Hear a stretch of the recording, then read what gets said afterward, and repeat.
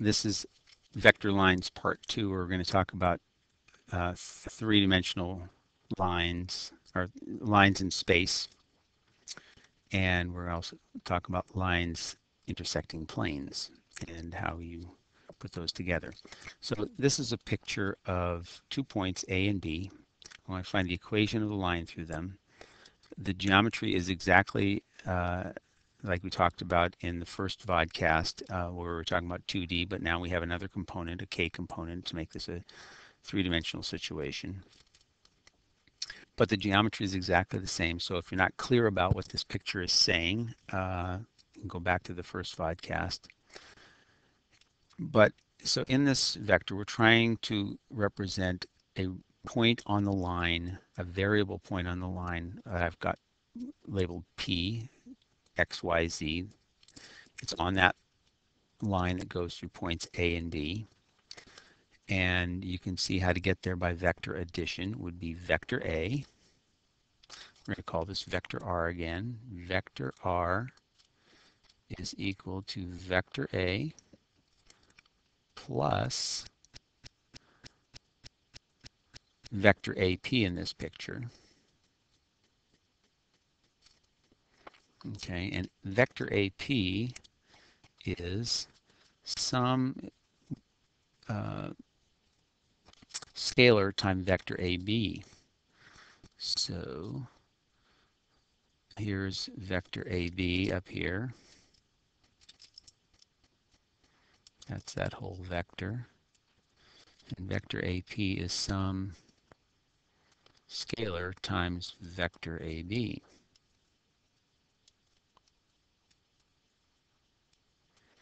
And we find vector AB as shown here already. We have the position vectors for A and B. We do displacement vector from point A to point B to give us the direction.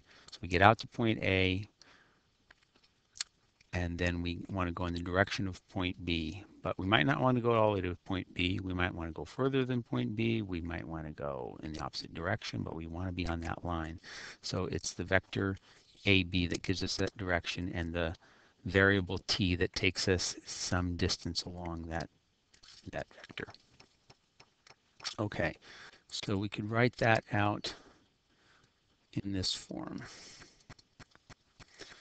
Vector A is 2i plus 3j plus 5k. That's vector A plus t times 2i plus 5j plus 2k. I can get all the I components together and all the j components together and all the k components together by distributing the t through the second vector and adding things together. So that is going to give me 2 plus 2t I plus 3 plus 5t j plus 5 plus 2t k. Another way of writing that is in parametric form.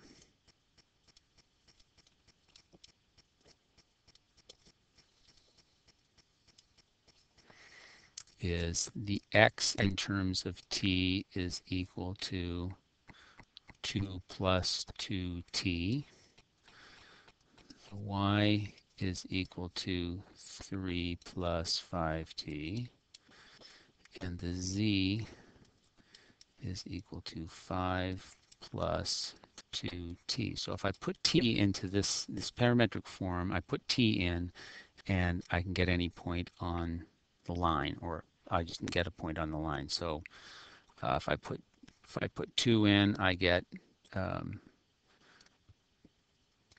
x is equal to 2 plus 2 times 2, which is equal to 6, and y is equal to 3 plus 5 times 2, which is equal to 13.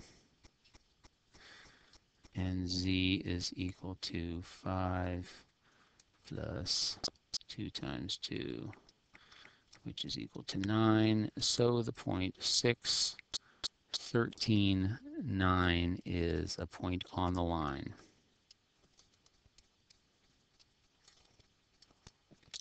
Now our book does this a little different, but it's not too hard to understand.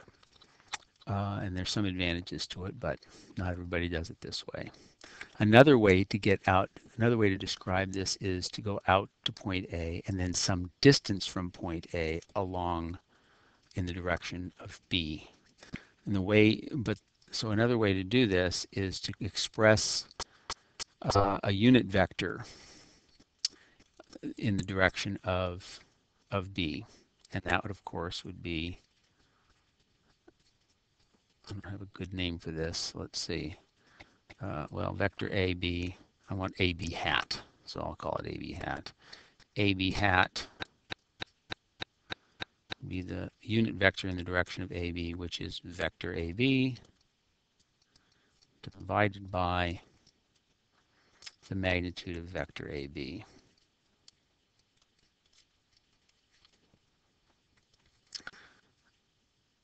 That is, what is the magnitude of AB?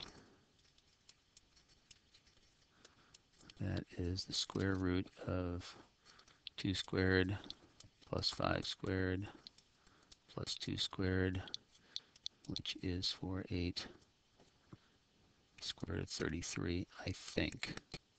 Okay, so this unit vector would be 2 divided by the square root of 33 I plus 5 divided by the square root of 33 j plus 2 divided by the square root of 33 k. All right. So to put this together in a different way, I'm going to express r in a slightly different way. R is still equal to vector A plus, I'm going to call this parameter variable now d for distance, because if I multiply by this unit vector a b hat, I can say let's go 10 units away from point A, or 5 units away from point A, or negative 5 units away from point A. That will take me in some distance and expressed by d. So that would be similar to what we had before. I'm not going to do all the work. We'll compare these two different versions of r.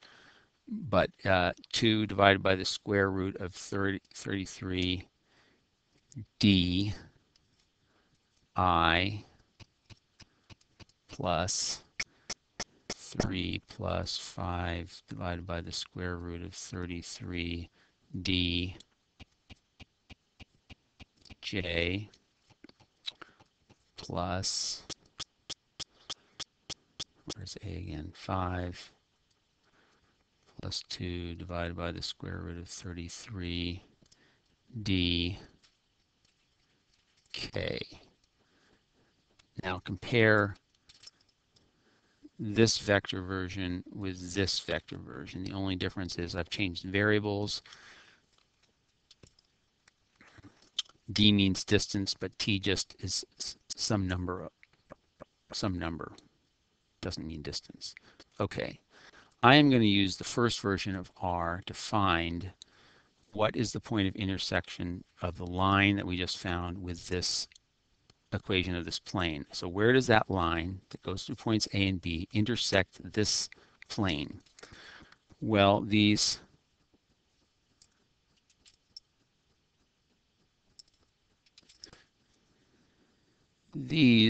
are x, y, and z on a point on that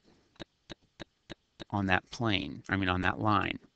And I want where it goes through this plane. So I'm going to plug those x values into the equation of this plane. That's going to look like this. I'm going to move this so I can see it down here. I didn't get them all.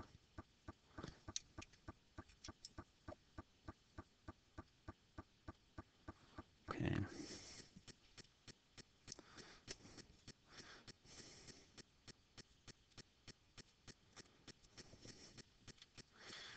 So I'm going to just plug those right in there. So here's the x value, 2 plus 2t, that's the x value, minus 4 times, plug in the y value, 3 plus 5t plus 6 times 5 plus 2t, that is the z value of a point on the line, equals 32. I'm going to solve for t, which is just this nice linear equation here. I'm going to solve for t, and then I'm going to plug it back in and find out what that point is. So this is 2 plus 2t minus 12 plus, or minus 20t plus 30 plus 12t is equal to 32. And that is negative 10.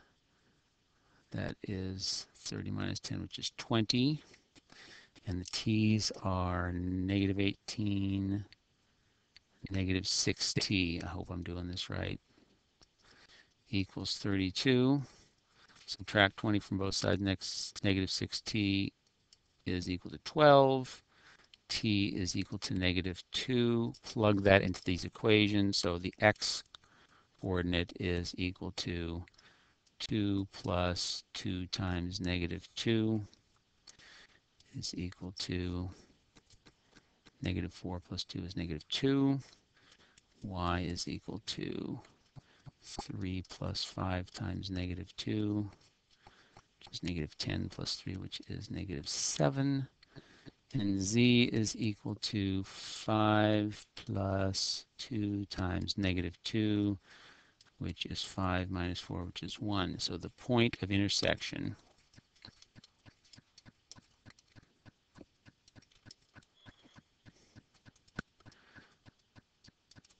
of the line and the plane